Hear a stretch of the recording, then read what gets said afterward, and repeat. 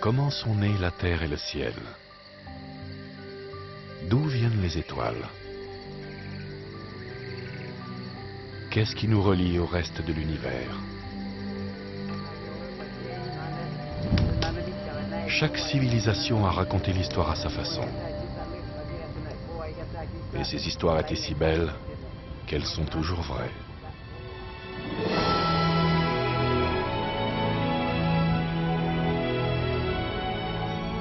Avec les outils de la science, l'homme cherche toujours une réponse et un nouveau mythe commence à prendre forme. C'est une histoire à la démesure de l'univers qui s'écrit et se réécrit sans cesse. Il n'est pas sûr qu'on puisse y mettre un jour un point final. Mais telle qu'elle est, on a déjà envie de la raconter. Il y a 13 milliards et 700 millions d'années, l'univers que nous observons aujourd'hui était bien plus petit qu'un grain de sable. En une fraction de seconde d'une expansion foudroyante, il mesurait déjà des milliards de kilomètres. Dans cette épaisse purée de matière à très haute température, les collisions entre particules élémentaires étaient tellement fréquentes et violentes que les atomes n'avaient aucune chance de se former. Au bout de 300 000 ans d'expansion et de refroidissement, notre univers ne faisait plus que quelques milliers de degrés. Dans ces conditions moins extrêmes, les électrons purent enfin se fixer autour des noyaux atomiques.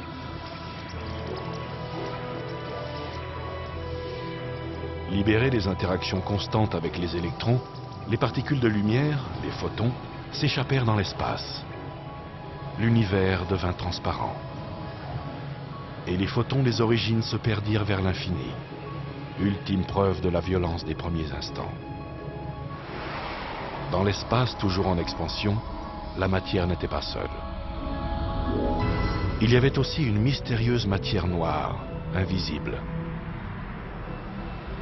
Ensemble, ils subirent un phénomène qui était resté discret jusqu'alors, la gravitation. Attiré par lui-même, ce mélange se condensa en filaments de plus en plus denses, composés de millions de galaxies, isolées ou regroupées en amas.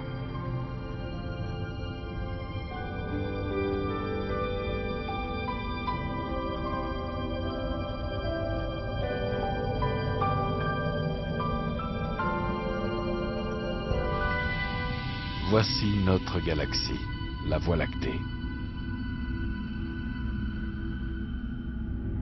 200 milliards d'étoiles où les atomes retrouvent des conditions de température et de densité qui rappellent les premiers temps de l'univers. 200 milliards de bombes à hydrogène que leur propre gravité empêche d'éclater dans l'espace.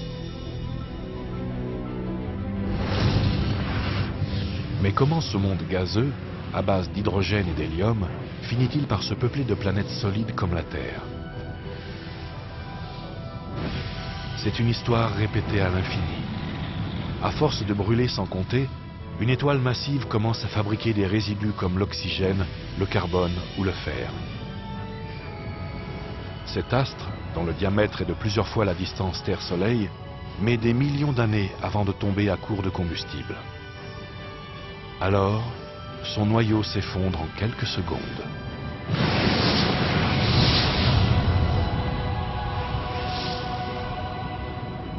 L'enveloppe extérieure, elle, est éjectée dans l'espace sous la forme d'un nuage de gaz. Au centre, il ne subsiste plus qu'un cadavre stellaire, une étoile à neutrons d'une dizaine de kilomètres de diamètre en rotation rapide. Pendant des semaines, des mois, cette supernova illumine le ciel, plus brillante que le plus brillant des soleils. L'étoile n'est pas morte en vain. Elle ensemence l'univers de ces nouveaux éléments qui finissent par rejoindre, comme cet atome de carbone, le nuage de gaz et de poussière d'une nébuleuse.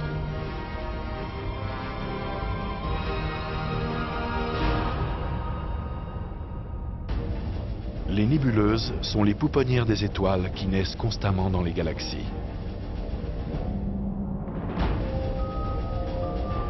Par endroits, si la température n'est pas trop élevée, ce nuage moléculaire, principalement constitué d'hydrogène, se contracte sous l'effet de la gravitation.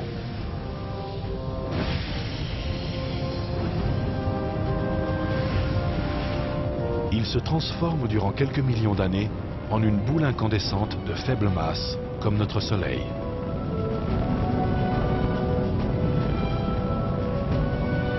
Autour de la jeune étoile, des atomes complexes, éjectés des supernovas, s'agglomèrent. Et cette périphérie stellaire disparate finit par produire des planètes aussi différentes que Jupiter, Saturne ou la Terre.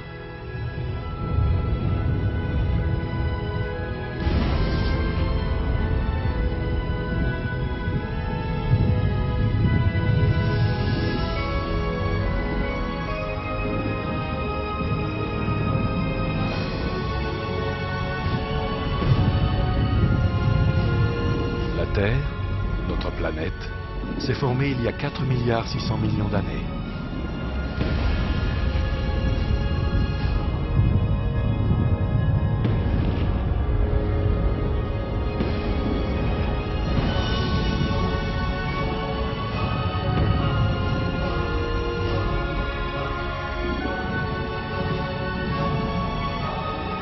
Bombardée de météorites, secouée par son volcanisme, la Terre s'entoure d'une atmosphère riche en vapeur d'eau et en dioxyde de carbone.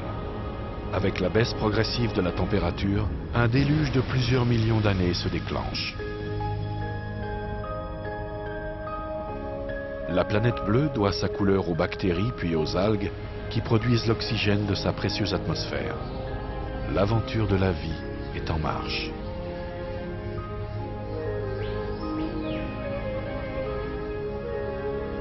À présent, quand on suit la course de la nuit sur notre planète, on voit des points lumineux qui s'allument.